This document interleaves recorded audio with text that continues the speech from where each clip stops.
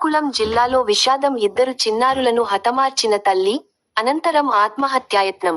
శ్రీకాకుళం జిల్లా ఆమదాలవలస మండలం వెదుళ్లవలస గ్రామంలోని ఎస్సీ కాలనీలో విషాద ఘటన చోటు చేసుకుంది. ఓ మహిళ తన ఇద్దరు చిన్నారుల గొంతు కోసి హత్య చేసిన అనంతరం తాను ఆత్మహత్యాయత్నానికి పాల్పడినట్లు సమాచారం.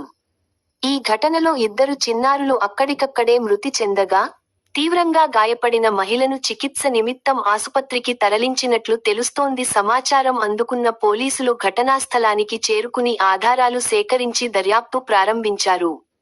ఈ దారుణ ఘటనకు గల కారణాలు ఇంకా తెలియరాలేదు. పోలీసులు అన్ని కోణాల్లో విచారణ చేపడుతుండగా, పూర్తి వివరాలు తెలియాలి.